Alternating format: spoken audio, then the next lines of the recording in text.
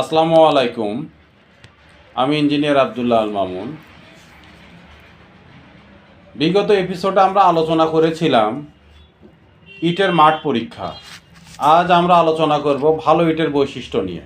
ভালো ইটের কি কি বৈশিষ্ট্য থাকবে?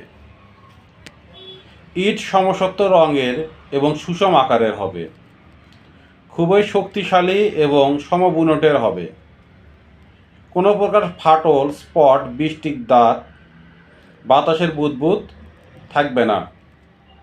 24 ঘন্টা পানিতে ভিজিয়ে রাখলে তার নিজের ওজনের 1/6 অংশের বেশি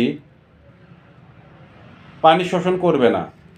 ভালো ইট 6000 টন পার বর্গমিটার চাপ বল সহ্য করতে পারবে।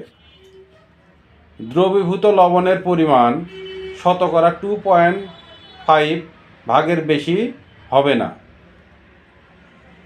বেশি পোড়াও হবে না, আবার কম পোড়াও হবে না। তাপ পরিবহন ক্ষমতা কম হবে। ইট আগুনে জ্বলবে না। পানিতে ভিজালে আকৃতি পরিবর্তন হবে না। এই বৈশিষ্ট্যগুলো যদি কোনো ইটের মধ্যে থাকে তাহলে আমরা সেটাকে ভালো ইট বলে গণ্য করতে পারি। তো আজকের আলোচনা এটুকুই ছিল। আসসালামু আলাইকুম।